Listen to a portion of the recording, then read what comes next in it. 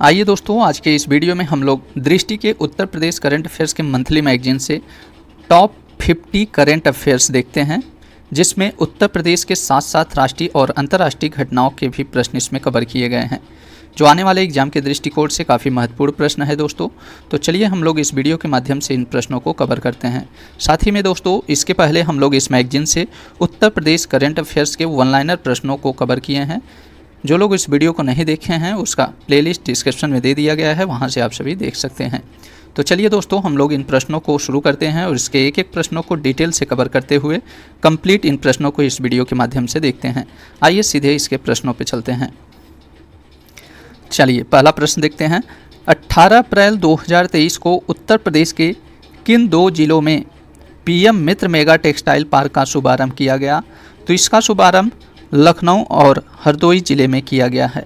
ध्यान रखिएगा दोस्तों, पीएम मित्र मेगा टेक्सटाइल पार्क का शुभारंभ उत्तर प्रदेश के लखनऊ और हरदोई जिले में किया गया।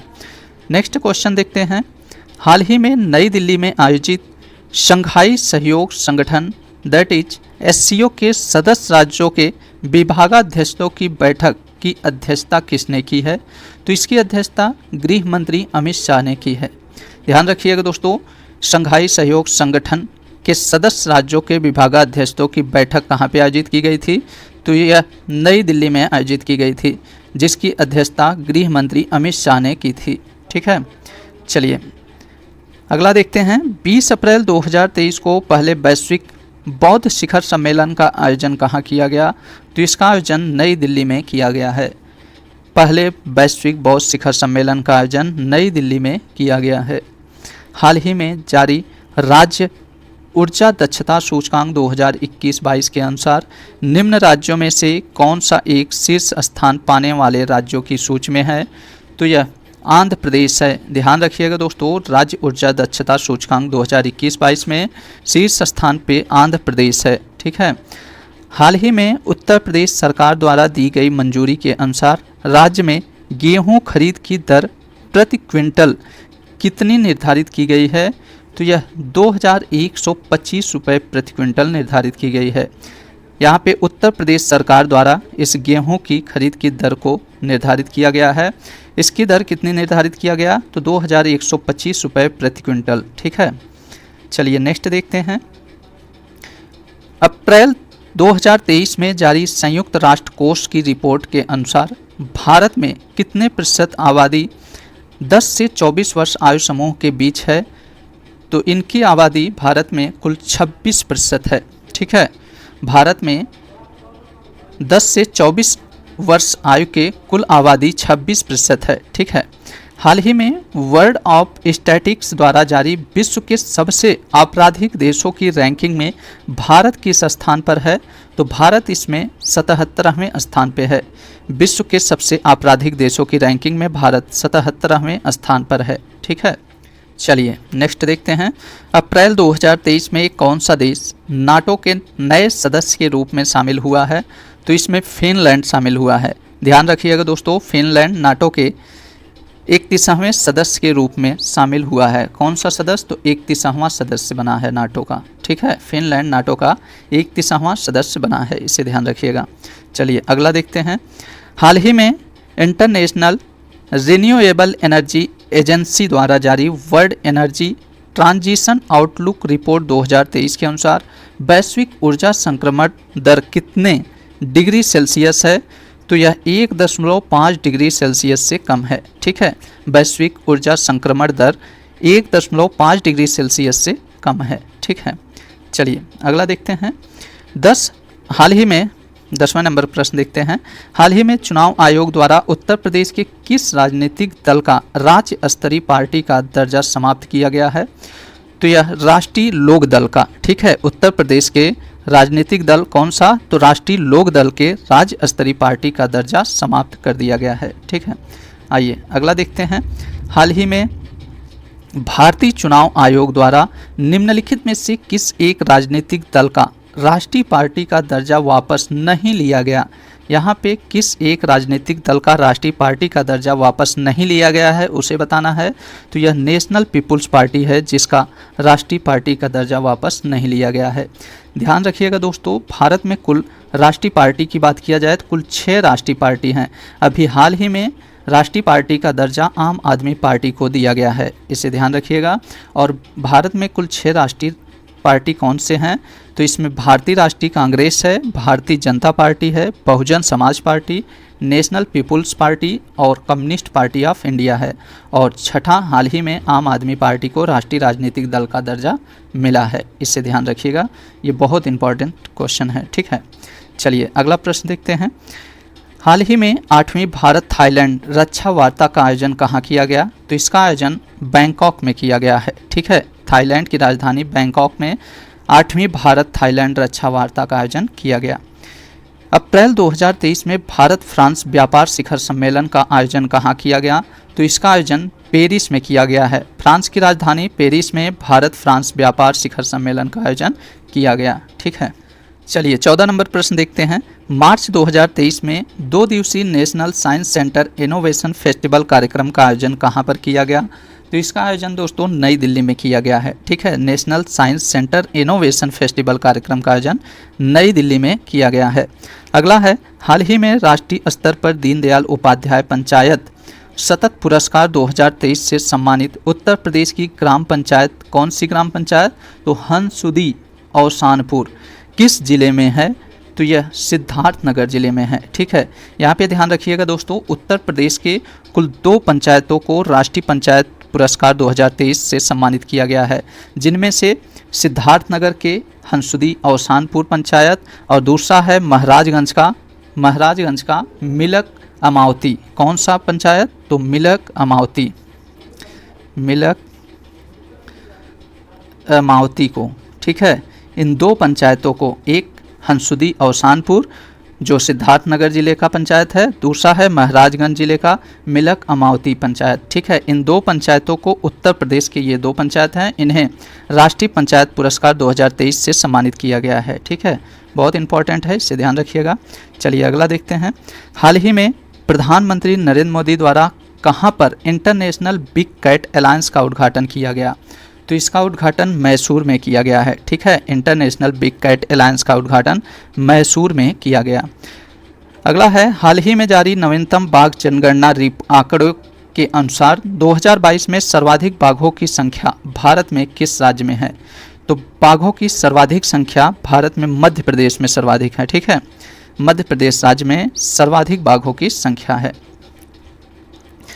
अगला प्रश्न है, हाल ही में ग्रामीण महिलाओं को स्वयं सहायता समूह में लाने के लिए संगठन से समृद्धि योजना का शुभारंभ किसके द्वारा किया गया? तो इसका शुभारंभ दोस्तों केंद्रीय ग्रामीण विकास मंत्री गिरिराज सिंह के द्वारा किया गया है। ठीक है, एक चीज़ और ध्यान रखिएगा, इसमें संगठन से समृद्धि योजना ये किससे संदर्भित है? तो ये ग्रामीण महिलाओं को स्वयं सहायता समूह में लाने के लिए ये योजना शुरू की गई है। ठीक है, संगठन से समृद्धि योजना ग्रामीण महिलाओं को स्वयं सहायता समूह में लाने के लिए शुरू की गई है। किसके द्वारा ये शुरू की गई? तो केंद्रीय ग्रामीण विकास मंत्री गिरिराज सिंह के द्वारा। ठीक, चलिए नेक्स्ट देखते हैं। हाल ही में चर्चित व्यक्तित्व जलाबाला वैद्य का निधन हो गया, वह किस क्षेत्र से जुड़ी थी? तो वह रंगमंच क्षेत्र से जुड़ी थी। ठीक है, अगला है, उत्तर प्रदेश के मुख्यमंत्री की अध्यक्षता में हुई कैबिनेट की बैठक में अटल बिहारी वाजपेयी पावरलूम विद्युत फ्लैट रेट योजना को मंजूरी कब प्रदान की गई? तो इस योजना को 5 अप्रैल 2023 को मंजूरी प्रदान की गई है। ठीक है, अटल बिहारी वाजपेयी पावरलूम विद्युत फ्लैट रेट योजना को मंजूरी 5 अप्रैल 2023 को प्रदान की गई है। 21 नंबर प्रश्न देखते हैं। अप्रैल 2023 में राष्ट्रीय स्वच्छ गंगा मिशन की कार्यकारी समिति की 48वीं बैठक में कितनी परियोजनाओं को मंजूरी दी गई? तो इसमें कुल कितनी परियोजनाओं को मंजूरी दी गई है? तो 8 परियोजनाओं को। ठीक है, राष्ट्रीय स्वच्छ गंगा मिशन की कार्यकारी समिति की 48वीं बैठक में कुल 8 परियोजनाओं को मंजूरी प्रदान की गई है। अफ्रीका भारत क्षेत्र प्रशिक्षण अभ्यास के दूसरे संस्करण का आयोजन कहाँ किया गया है? तो इसका आयोजन दोस्तों महाराष्ट्र में किया गया है। ठीक है, अफ्रीका भारत क्षेत्र प्रशिक्षण अभ्यास के दूसरे संस्करण का आयोजन महाराष्ट्र में किया गया है। अगला देखते हैं, अप्रैल 2023 में G7 के ऊर्जा और पर्यावरण मंत्रियों की बैठक कहाँ आयोजित की गई? तो यह साप्पोरा में, साप्पोरा कहाँ का है शहर? तो ये जापान का शहर है। ठीक है, जापान के साप्पोरा शहर में G7 के ऊर्जा और पर्यावरण मंत्रियों की बैठक आयोजित की गई है। ठीक है, चलिए अगला देखते हैं, निम्नलिखित युग्मों में से कौन सा एक सही सुमेलित नहीं है? यहाँ पे जो सही सुमेलित नहीं है उसे देखना है। आइए देखते हैं, 10 अप्रैल को विश्व होम्योपैथिक दिवस, तो बिल्कुल सही है, 10 अप्रैल को विश्व होम्योपैथिक दिवस मनाया जाता है। 18 अप्रैल को विश्व विरासत दिवस मनाया जाता है, ये भी सही है। 21 अप्रैल को विश्व जल दिवस, तो देखिए विश्व जल दिवस 21 अप्रैल को नहीं 22 मार्च को मनाया जाता है। ठीक है, विश्व जल दिवस 22 मार्च को मनाया जाता है। और 21 अप्रैल की बात करेंगे तो 21 अप्रैल को भारतीय सिविल सेवा दिवस मनाया जाता है। ठीक है, इसलिए ये कथन गलत है। वहीं 22 अप्रैल को विश्व पृथ्वी दिवस मनाया जाता है, ये सभी सुमेलित हैं।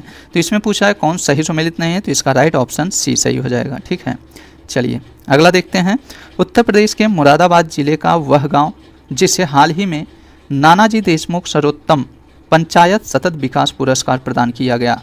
तो मुरादाबाद जिले का कौन सा गाँव है जिसे नानाजी देशमुख सर्वोत्तम पंचायत पुरस्कार सतत विकास पुरस्कार प्रदान किया गया है?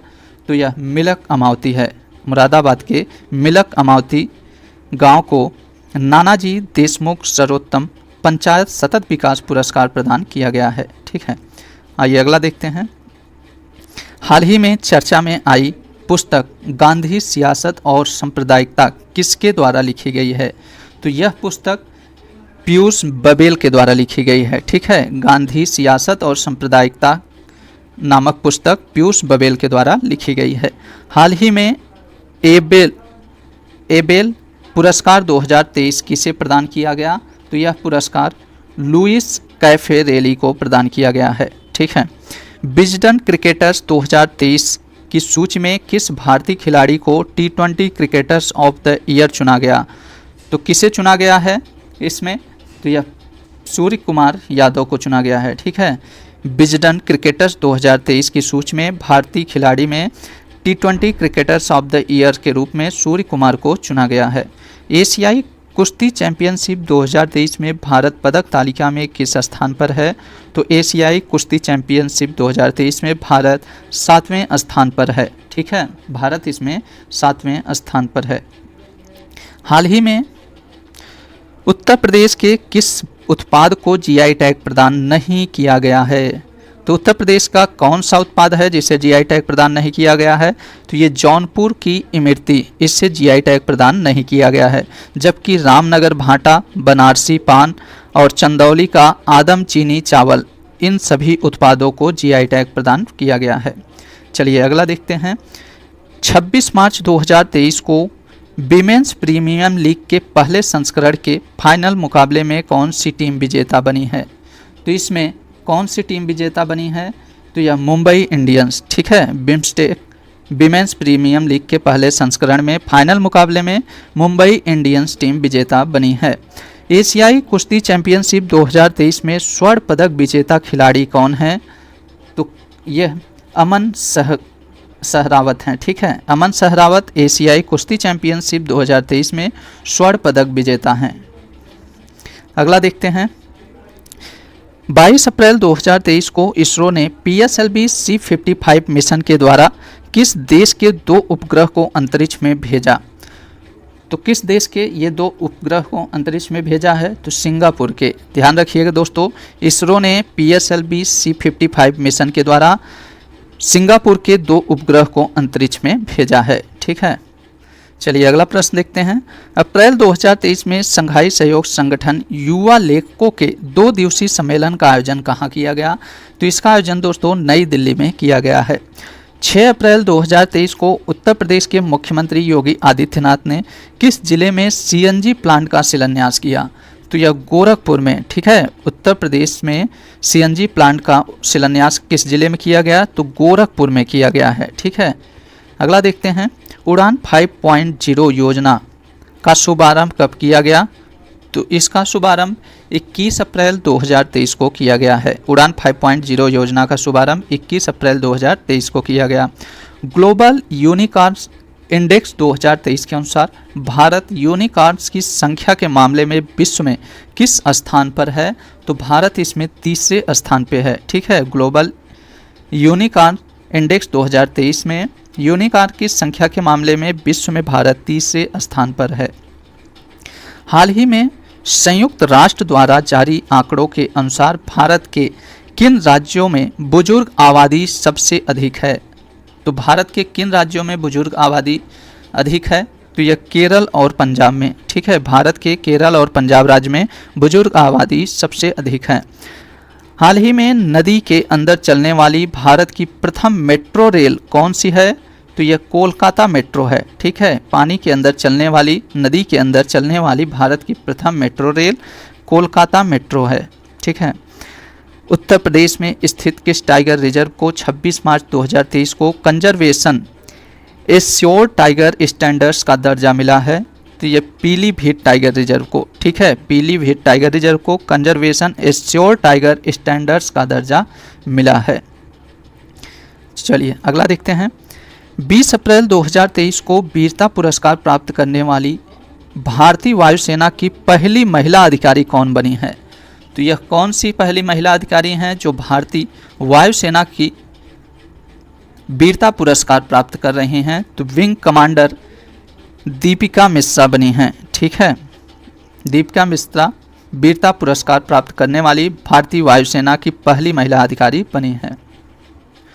अप्रैल 2023 में नई दिल्ली के वायुसेना मुख्यालय में आयोजित भारतीय वायुसेना के कमांडरों के सम्मेलन की थीम क्या थी?